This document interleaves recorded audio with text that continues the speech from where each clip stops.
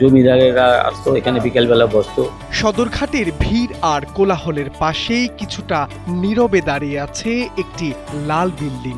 স্থাপনাটির প্রতিটি লাল ইটের আড়ালে লুকিয়ে আছে ঐতিহাসিক রহস্য আর ১৫০ বছরের ইতিহাস। রহস্যময় বাড়িটির সিঁড়ি মারিয়েছেন বিশ্বকবি রবীন্দ্রনাথ। হয়তো এর দেয়ালে হাত রেখে পেয়েছেন কোনো কবিতার ছন্দ।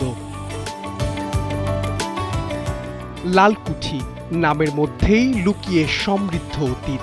কিন্তু কেন এই নাম? কে নির্মাণ করেছিলেন এই ভবন?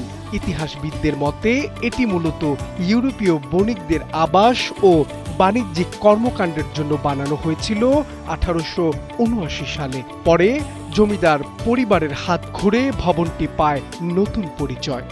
আমি এখানে দ্বিতীয়বারের মতো আসছি, আলহামদুলিল্লাহ ভালো লাগছে। আর এটা তো ঐতিহাসিক স্থাপনা, নিদর্শনটা ভালো লাগছে দেখতে। ছবি তোলার জন্য বেস্ট একটা জায়গা। পাশাপাশি হচ্ছে এখানে নদীর পাশে একটা শান্তিময় ভাবও থাকে, এটার জন্য আর কি ভালো লাগা। দেখা যাচ্ছে এখানকার যে ভিউটা খুবই সুন্দর, মানে অন্যান্য জায়গার তুলনায় যেটা আমার কাছে বেস্ট মনে হয়েছে, যার কারণে দ্বিতীয়বার আসা। তো ফ্রেন্ডরা সবাই মিলে ঘুরতে আসছি, ভালো লাগছে। অনেকের ধারণা শুধু রঙের কারণেই এর নাম লালকুঠি। গবেষকরা বলছেন লাল রঙের ইট, ইউরোপীয় স্থাপত্য শৈলী এবং তৎকালীন অভিজাত আবাসিক সংস্কৃতির সমন্বয়ে নামটি স্থায়ী হয়ে যায়। একসময় এই ভবনের সামনে দিয়েই চলতো বুড়িগঙ্গার ব্যস্ত নৌ বাণিজ্য। আমি আমার ফ্যামিলি নিয়ে এসেছি।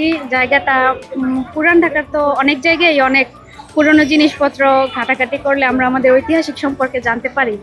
তো আমি আহসান মঞ্জিলও গেছি, এগুলা সব জায়গায় গিয়েছি। এখন এই জায়গায় শুনেছি যে আমাদের রবীন্দ্রনাথ ঠাকুর এসেছিল, তো ভাবলাম এখানে এসে দেখে যাই। আর জায়গাটা খুবই সুন্দর। আমি আমার ফ্যামিলি নিয়ে ঘুরতে এসেছি, তো আমার খুবই ভালো লাগতেছে। লালকুঠির নামে সবাই চিনে, তো সেই ক্ষেত্রে ছুটির দিনে দেখা যায় বাচ্চাদের নিয়ে আসলে বাচ্চারা খোলামেলা জায়গা পরিবেশ পছন্দ করে, ঘুরতে বেশ ভালোই লাগে। লালকুঠির প্রতিটি খিলান, প্রতিটি বারান্দা আর প্রতিটি দেয়ালে সময়ের ক্ষত চিহ্ন স্পষ্ট। কোথাও খসে পড়েছে পলেস্তরা, কোথাও হারিয়েছে পুরনো অলঙ্করণ।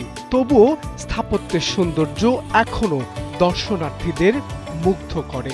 আমি আমার ওয়াইফ এবং আমার বাচ্চাকে নিয়ে আসলাম। এটা একটা ঐতিহ্যবাহী স্থান। এইটার রিনোভেশনের কাজ চলতেছে প্রায় 2 বছর প্লাস।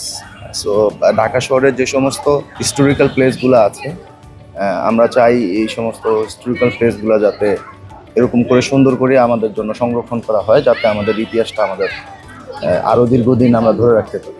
একসময় এই ভবন ছিল নদী কেন্দ্রিক অভিজাত জীবনের প্রতীক। এর স্থাপত্য ইউরোপীয় নকশার পাশাপাশি স্থানীয় কারিগরদের দক্ষতার ছাপও স্পষ্ট।